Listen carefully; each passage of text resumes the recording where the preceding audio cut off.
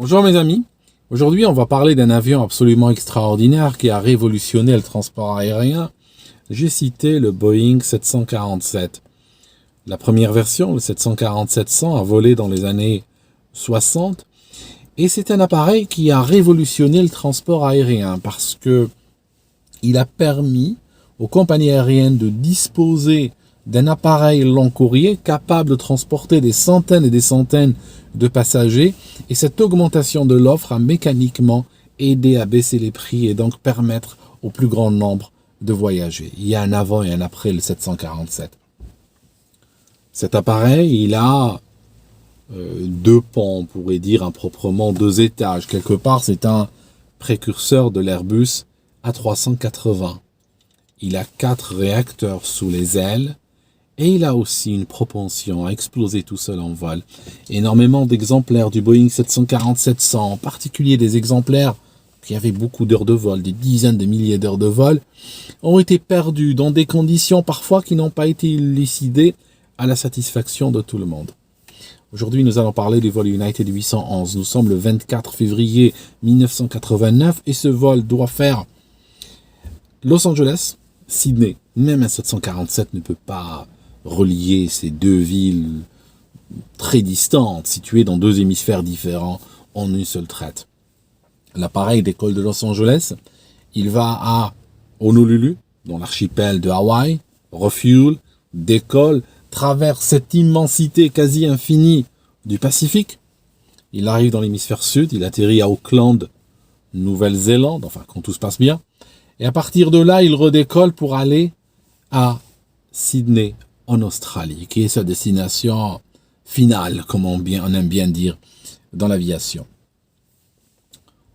Ce jour, dans la nuit du 23 au 24 février, il arrive à Honolulu.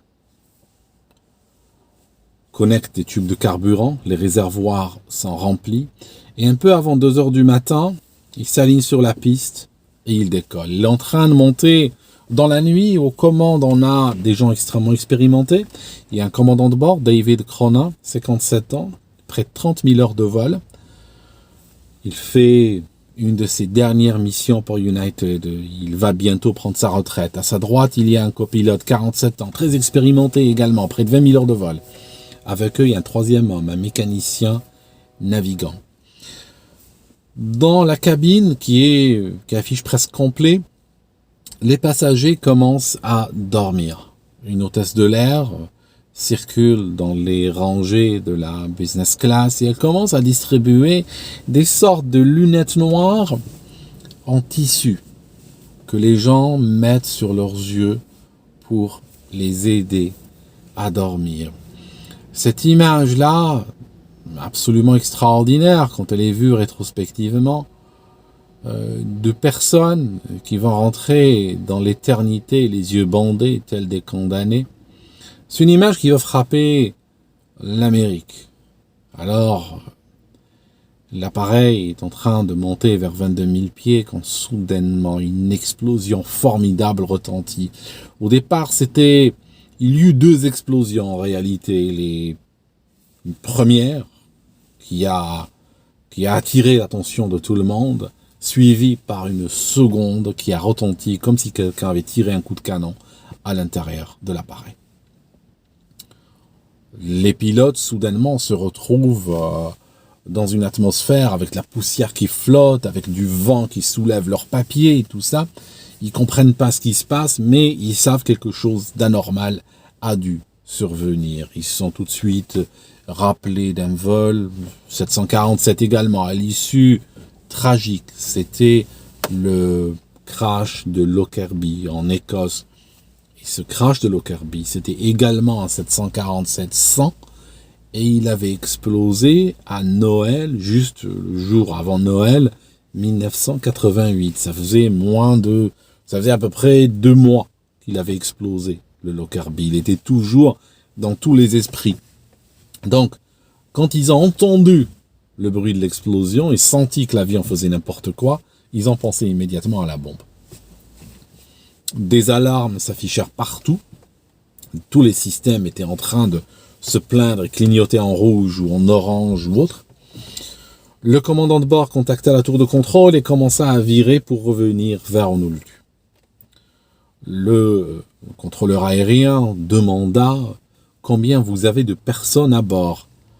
Le mécanicien navigant ne trouvait plus ses papiers. Les papiers étaient dispersés complètement. De toute manière, le contrôleur aérien regarda dans le plan de vol qui avait été déposé par le United 811. Il indiquait 355 personnes à bord.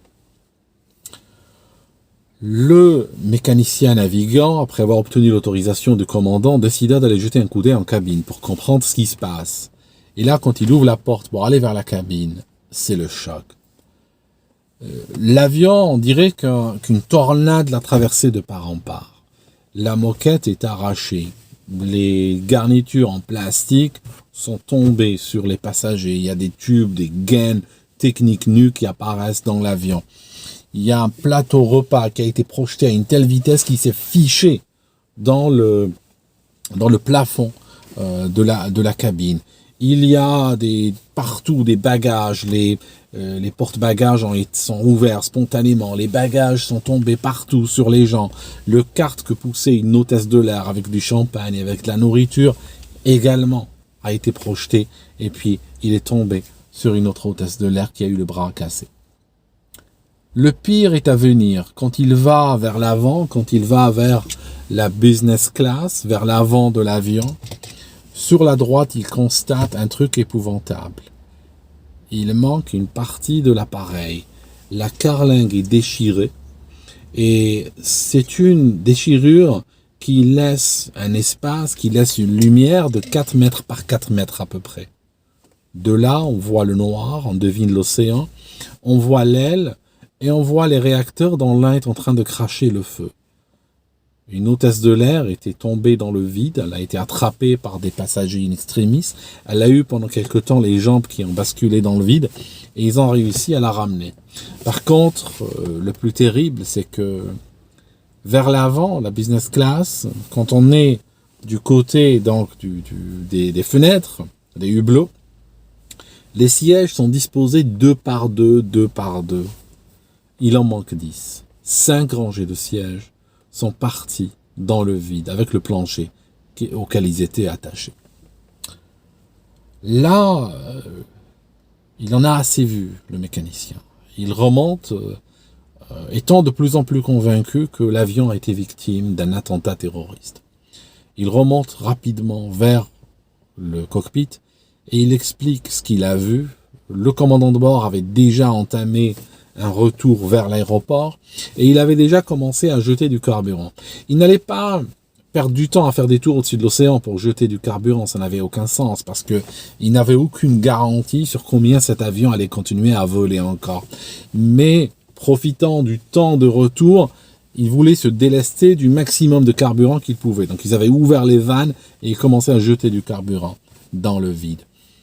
Le mécanicien explique la situation et l'avion est pratiquement comme coupé en deux. Parce que c'est un peu comme un arbre qui a été attaqué par une scie. Toute la partie avant est déjà largement entamée sur plusieurs mètres. Et si jamais il y a des efforts aérodynamiques puissants qui arrivent sur l'avion, il pourrait qu'il se casse en deux. Puis après, il entamerait une trajectoire très destructive. L'appareil donc fait demi-tour. Le commandant de bord décide de ralentir le plus possible, d'essayer de voler à une vitesse qui n'est pas très supérieure à la vitesse de décrochage, d'essayer d'être le plus lent possible pour éviter les efforts sur la cellule de l'appareil. Assez rapidement, les moteurs droits, le moteur 3 et 4, commencent à donner des signes de faiblesse. Le 3, son EGT monte, et le N1 baisse. Ça veut dire qu'il est très chaud à l'intérieur et il n'est pas du tout en train de tourner. Donc ils ont dû l'arrêter. Continue à voler sur 3 moteurs tout en descendant et le 4 qui crachait du feu commence lui aussi à perdre de la puissance et il crache de plus en plus de feu et à un moment donné ils n'ont aucun choix que de l'arrêter. À ce stade, ils sont dans la nuit, ils sont au-dessus de l'océan, ils ont un avion qui est crevé sur le côté et ils ont 2 réacteurs qui sont en panne et d'autres systèmes qui commencent également à tomber en panne les uns après les autres. 2 réacteurs seulement leur permettent de tenir en l'air et ils sont en train de jeter du carburant et en train de s'alléger seconde après seconde.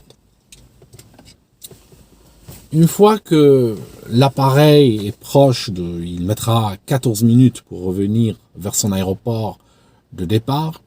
Une fois que il commence à sortir, le train d'atterrissage, le train sort, c'est pas un souci. Les volets au début commencent à sortir, puis s'arrêtent, ils sont bloqués. L'aile est partiellement endommagée par les débris qui sont arrivés dessus. Et donc à ce stade, les surfaces mobiles sur l'aile ne répondent pas complètement. Problème, ils sont obligés de poser le 747 en surpoids, ça c'est le premier point, parce qu'ils ne pourront pas vider du carburant. Ils étaient à plein de passagers, plein de bagages, plein de carburant, parce qu'ils allaient aux confins du rayon d'action de cet appareil. Et puis l'autre problème maintenant, c'est que vu que les volets ne sortent pas, ces volets, ce sont des dispositifs dits d'hypersustentation, ils permettent à l'avion de ralentir, de voler à une vitesse plus faible sans nécessairement tomber, et ils sont importants pour le décollage et l'atterrissage. Là, ils sortent pas. Ça veut dire qu'il faudra poser à grande vitesse. Ils vont poser à 200 nœuds. 200 nœuds, c'est pour un avion qui est censé toucher vers les 140 nœuds. Là, 200 nœuds, c'est énorme. Ça correspond à 100 nœuds, c'est très simple. 100 nœuds, c'est 180 km/h, 185 km/h. Et si on multiplie par 2, donc on est à 370 km/h au moment où ils ont posé. Ils réussissent miraculeusement à freiner l'appareil et à ne pas quitter la piste, à ne pas causer d'incendie. Ils lancent une évacuation, plusieurs personnes sont blessées dans cette évacuation. Et puis ils commencent à compter les passagers. Les passagers sont ramenés dans un terminal, ils commencent à les appeler. Puis à cocher la liste des présents. Quand ils ont fini l'appel, il y a 9 passagers, il y a 9 noms pour lesquels personne n'a répondu. Ils les appellent encore, ils confirment encore. Ces gens-là ne font plus partie des passagers qui sont rentrés. Et donc, les 10 sièges qui ont été expulsés dans le vide, il y avait 9 personnes assises dessus. Et ces sièges-là, on les retrouvera jamais. Le lendemain, quand on commence à analyser les réacteurs, on trouvera en particulier dans le réacteur numéro 3, on trouvera quelque part entre des lames de compresseurs, on trouvera des morceaux d'habits. On trouvera des morceaux d'habits, on trouvera des fibres en fait. C'est pas de grands morceaux, mais des fibres. Prouvant que au moins une, voire plusieurs personnes sont passées à travers. Et on n'arrive pas à savoir qui, bien sûr, ni combien de personnes, mais on sait que au moment de l'explosion, 9 personnes avec leur siège ont été arrachées, et c'est potentiellement certains sont passés à travers le réacteur 3, peut-être même 4, quoique le 4 est un peu loin, mais le 3, le cône d'aspiration du 3 va presque jusqu'à la cabine, donc si quelque chose est éjecté avec une certaine force, elle peut assez facilement se retrouver dans le cône d'aspiration du réacteur numéro 3. Ceux qui n'ont pas connu ce sort sont tombés dans l'océan, dans une chute qui a pris à peu près 4 minutes avant l'impact avec l'eau, puis ils ont certainement entamé une descente envers des profondeurs de l'océan Pacifique. La profondeur à ce niveau-là était de 4300 mètres. Alors, le lendemain, on commença d'un côté à chercher les explications, mais aussi à aller vers les familles pour les informer, pour les avertir. Il y a des responsables d'United, une femme avec 2 hommes qui ont pris un avion pour aller à Auckland. Il y a un jeune homme qui s'appelait Lee Campbell qui était assis en business class. C'était un jeune qui avait trouvé un emploi aux États-Unis auprès d'une compagnie américaine qui faisait du marketing, et il cherchait un représentant en Nouvelle-Zélande. Lui, c'est un New-Zélandais. Donc, il est parti chez eux pour les voir aux États-Unis, et là, il rentrait. Lorsque on file des comptes, on ne le trouva pas. Donc, la compagnie aérienne délégua une femme et puis 2 hommes pour aller transporter son sac de voyage qu'on a retrouvé, qui a commencé à tourner tout seul sur le tapis roulant que personne n'a récupéré. Il a été pris et puis ces deux hommes habillés en noir, silencieux, avec cette femme qui est venue déposer, donc jusqu'en Nouvelle-Zélande, qui est venue déposer donc le bagage chez la famille éplorée. Cette famille éplorée ne va pas en rester là. Elle va lancer une sorte de contre-enquête. Le père de ce jeune homme, ce père qui était spécialisé en mécanique, il avait pris sa retraite depuis peu, a commencé à vivre que pour cet accident. Il a été, après les funérailles de son fils, funérailles bien sûr sans corps, des funérailles où ils avaient disposé à l'église quelques effets personnels de ce jeune homme. Ils avaient aussi déposé devant l'entrée de l'église une MG verte, sa voiture, mais ils n'ont jamais eu de corps. Et en fait, il a commencé à enquêter.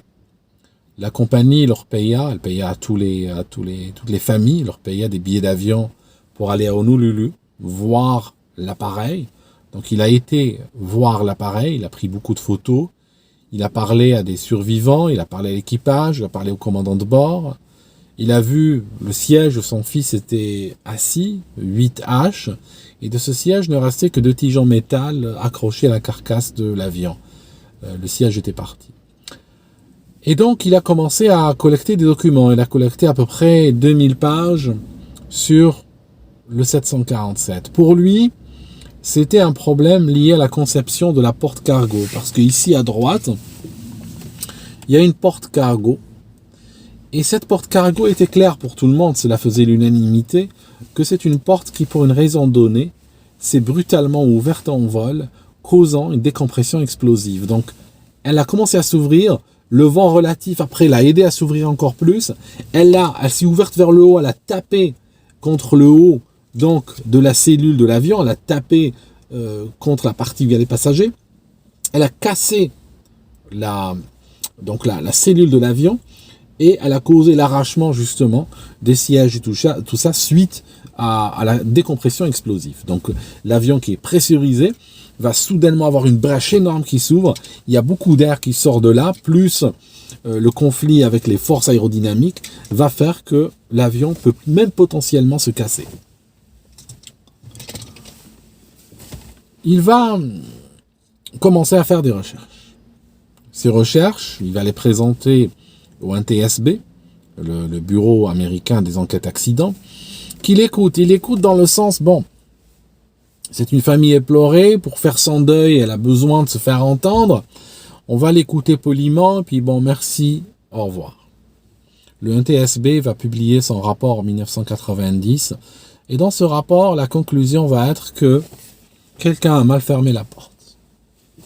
La famille Campbell dit ce n'est pas possible. C'est pas possible que ce soit juste une question de quelqu'un qui ferme mal la porte. Parce que si un manutentionnaire ferme mal la porte cargo, il y a une alarme qui va rester allumée au niveau du cockpit et la porte ne se fermera pas. Il n'y a pas moyen de se tromper et mal la fermer. Mais c'était quand même la théorie du NTSB parce qu'il n'avait pas mieux. Et en plus, on n'a jamais retrouvé, en tout cas à cette époque-là, on n'avait pas la porte. La porte a été expulsée dans l'océan et n'a pas été retrouvée. Donc, le NTSB avait la partie restante, avait le Boeing et ses boîtes noires et tout ça, mais n'avait pas réellement la partie qui les intéressait, la partie qui est partie dans l'océan. C'est cette partie-là qui racontait l'histoire, pas le reste. Le rapport est publié en 1990 et bien sûr, il ne va pas satisfaire beaucoup de monde. C'est un rapport qui apporte une explication qui vaut ce qu'elle vaut. Les gens du NTSB sont très bons souvent. Ce ne sont pas nécessairement des pilotes au NTSB. C'est souvent des techniciens, des ingénieurs, des gens de divers métiers qui s'emploient à expliquer les accidents aériens. En tout cas, peu de temps après la sortie du rapport d'accident, quelques mois plus tard, il y a l'US Navy qui n'avait jamais cessé ses recherches, qui va contacter le NTSB. Ils vont leur dire, hey, les gars, on a trouvé une porte de Boeing 747. Nous pensons que c'est quelque chose que vous êtes en train de chercher et ça va vous intéresser. ils envoient la porte donc aux locaux du NTSB. Et là, le NTSB regarde et ils se disent calamitas, la famille Campbell avait raison. Il y a un problème de conception avec la porte. Alors, la porte cargo du 747, elle a un système de verrouillage. Donc, il y a des tiges qui sont sur la cellule de l'avion. Donc, les tiges sont solidaires à l'avion, pas à la porte.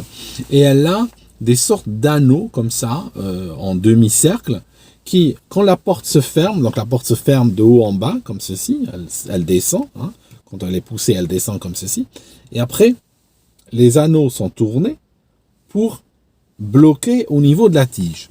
Mais en plus de cela, pour que les anneaux n'aient pas tendance à se réouvrir, il y a des sortes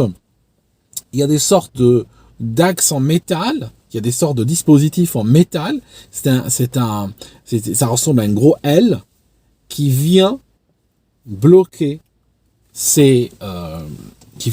donc ces systèmes de fermeture. Le problème avec tout ça, c'est qu'il y avait deux problèmes. Le premier, c'est que ces ailes en métal qui venaient empêcher la réouverture de la porte étaient faits en aluminium léger. Ils n'étaient pas extrêmement solides. Ça veut dire que le moteur d'ouverture de la porte pouvait, s'il fonctionnait, pouvait les forcer et les éclater. Néanmoins, Boeing avait toujours dit que ce n'était pas possible. Parce que quand ces ailes en métal viennent s'engager dans le dispositif, il y a un petit switch électrique qui va s'ouvrir et le moteur électrique d'ouverture n'est plus énergisé. Il n'y a plus d'électricité qui arrive dessus. Néanmoins, ce switch électrique, c'est un switch poussoir, clic-clic, comme ceci. Quand le système est dessus, quand le L est dessus, il va l'écraser. Quand il va l'écraser, ça veut dire que maintenant, le système est déverrouillé et le moteur électrique peut fonctionner. Quand on ferme et on verrouille la porte, le switch est libéré et donc le ressort va le pousser. Et à ce moment-là, il n'y a plus d'électricité qui arrive sur le moteur. D'ailleurs, même un test de Boeing que Boeing recommandait, c'était verrouiller la porte et puis appuyer sur le bouton pour l'ouvrir, le bouton électrique, et vous allez voir que le moteur ne bougera pas, parce qu'il n'y a plus d'électricité. Néanmoins, ce switch à poussoir, avec le temps, il avait tendance à s'encrasser, à se remplir de poussière et tout ça, et son ressort faiblissait, voire se cassait, voire s'encrasser. Et il y avait des situations où, quand le switch est écrasé, et puis en verrouille, il reste toujours fermé. Donc s'il reste fermé, ça veut dire que le moteur est énergisé. Et c'est arrivé à de nombreuses reprises que des manutentionnaires portent verrouillé, fermé, verrouillé, appuient sur le moteur d'ouverture, et ils entendent à l'intérieur le moteur tourner, et il est assez puissant pour tordre le cou à ces ailes en aluminium. Alors, le problème en réalité était connu depuis 1975, était connu 15 ans avant ce drame. Boeing avait recommandé qu'on installe des plaques de renfort sur les ailes en aluminium pour les rendre plus solides, pour que le moteur ne puisse pas les casser. Mais ça n'a pas été rendu obligatoire par les autorités.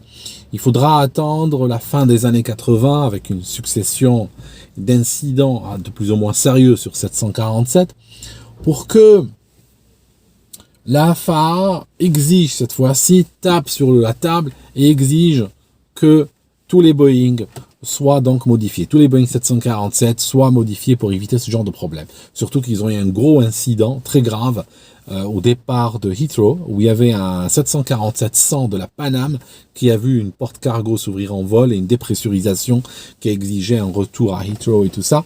Et là, l'inquiétude était vraiment montée. La FAA leur a donné 3 ans pour corriger. Cet appareil-là n'était pas encore corrigé. Il faut dire que la maintenance coûtait $3000, prenait quelques heures à faire, et que donc, voilà, les compagnies aériennes attendaient in extremis la dernière limite pour pouvoir réaliser cette maintenance. Donc, le NTSB, dans un mouvement assez rarissime, a été obligé en 1992 d'émettre un autre rapport d'accident. Donc, il y a un premier rapport qui dit que c'était des manutentionnaires qui ont mal fait leur travail, et puis on va avoir 2 ans plus tard, un second rapport qui annule et remplace le précédent. Cette fois-ci, il est basé sur sur le problème de la porte qui a été retrouvé. Et ça rejoindra, point par point, la thèse de cette famille qui, visiblement dans son deuil, a fait un travail extraordinaire parce qu'elle a fait un meilleur travail que le NTSB alors qu'on n'avait même pas la porte sous la main. Et c'est seulement la découverte de la porte qui a permis justement d'expliquer tout ça.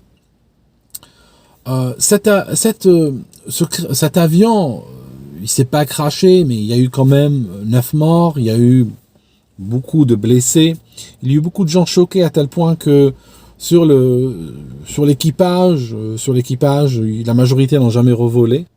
Les stewards, hôtesses de l'air et tout, beaucoup ont été tellement choqués que ils n'ont plus jamais remis les pieds dans un avion.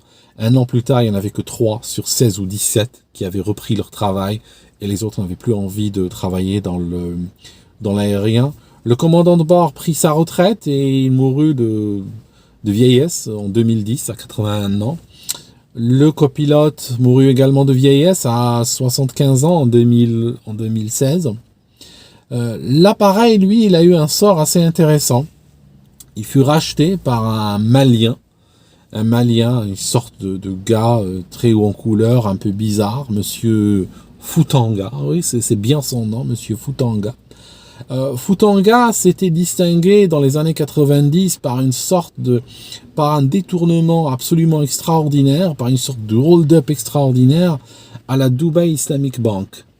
C'est quelqu'un qui était rentré à la Dubai Islamic Bank pour demander un prêt pour acheter une voiture. Et puis après, il a invité le manager de la banque à manger chez lui. Et là, il lui sort une histoire de vaudou, de magie noire et de sorcellerie et tout ça. Il lui dit, je peux multiplier l'argent et je peux aussi jeter des sorts. Après,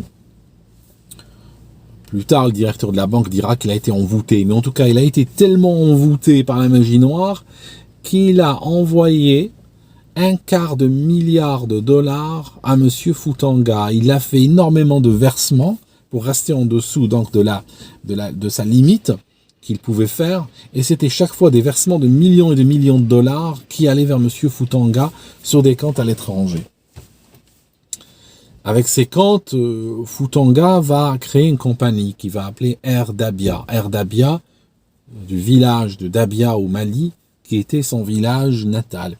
Air Dabia va racheter l'appareil de United Airlines. L'appareil dont on parle aujourd'hui, ce 747, a été racheté. Il a commencé à transporter des pèlerins vers la Mecque, transporter des réfugiés et des déplacés pour l'ONU, remonter de temps en temps en Europe pour transporter des touristes vers l'Afrique dans le cadre de vols charter. D'ailleurs, monsieur Futanga, à un moment donné, s'est retrouvé même approché par des financiers, des démocrates proches des Clinton. Ils sont venus lui dire, écoutez, vous avez endormi quand même 250 millions, Monsieur Bill et Hillary, bon, ils ont des problèmes de trésorerie en ce moment, ils ont une fondation et il serait bien pour éviter les ennuis avec les États-Unis que vous leur lâchiez quand même un petit don, quoi. Et bon, Monsieur Futanga, de toute façon, on sait pas trop ce qu'il devient, il fait courir le bruit depuis qu'il est mort, mais bon, avec ces gens-là, la vie, la mort, c'est comme les adresses ou le numéro de téléphone, hein. Bon, qui sait. En tout cas, l'appareil a volé sous les couleurs de Air Dabia pendant quelques années. Et puis un jour, les pilotes arrivèrent, on est vers 1996-97, les pilotes arrivèrent à l'aéroport de Pittsburgh aux États-Unis. Au moment où ils quittent l'avion, ils apprennent que la compagnie a fait faillite. Ils apprennent qu'il n'y a plus d'argent pour payer les taxes d'atterrissage, pour payer le carburant, tout ça. Donc bon, mettez-vous à leur place, ils prennent leurs affaires, et ils abandonnent l'avion, ils déguerpissent, ils partent, ils ne peuvent rien faire d'autre. L'avion reste pourrir à l'aéroport pendant pas mal de temps, il semblerait qu'il soit resté des années. Il a été par la suite transféré vers un désert, vers un cimetière d'avions. Et puis après, il a fini découpé et vendu en porte-clés et en morceaux pour des collectionneurs qui voulaient avoir un morceau de cet appareil. Ce qui est extraordinaire dans cette histoire, c'est que si on regarde, on peut, si on a l'esprit mal tourné, on peut même se demander, juste pour le côté intellectuel de la chose, il faut être ouvert d'esprit, je prétends rien du tout, mais juste, on peut même construire un dossier assez convaincant sur l'idée qu'il n'y avait peut-être même pas de bombe dans le Lockerbie, qui s'est écrasé au-dessus de l'Écosse, parce que si on va faire le jeu intellectuel, l'avion de la Paname était à 31 000 pieds. S'il a connu une explosion similaire à celle des United Airlines 811 qu'il allait connaître 2 mois plus tard, c'est clair que ça allait le couper en deux. Les United Airlines 811, si au lieu d'avoir une porte-cargo qui a explosé au niveau 220 à 22 000 pieds, la même porte-cargo avait explosé 2-3 heures de vol plus tard, quand il était au milieu de l'océan, et quand il volait peut-être à 35 000 pieds ou à 37 000 pieds, si ceci était arrivé, il serait rentré dans l'histoire comme étant un attentat terroriste. On aurait dit un 747 qui volait au-dessus du Pacifique, et soudainement, sans qu'on ait reçu la moindre alerte de l'équipage, le moindre signal de détresse, quoi que ce soit, l'avion a explosé et tombé en miettes. Tout le monde aurait dit, c'est une attaque terroriste, et on aurait certainement trouvé un coupable quelque part, et puis voilà. Si on regarde plus tard, dans les années 90, il y a eu un autre cas aussi, très haut profil.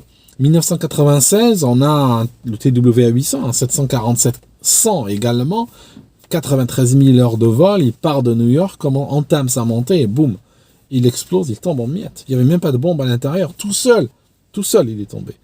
Des explications diverses et variées du NTSB, certaines sont satisfaisantes, d'autres pas, d'autres tirées par les cheveux, mais la réalité est que, cet avion, le 747, il a déjà démontré une propension, le 747-100, en particulier les modèles les plus vieux, probablement parce que, si vous regardez les modèles les plus vieux, on se rappelle un peu le Aloha Airlines, vous savez, ce 737 qui s'est retrouvé sous forme de décapotable,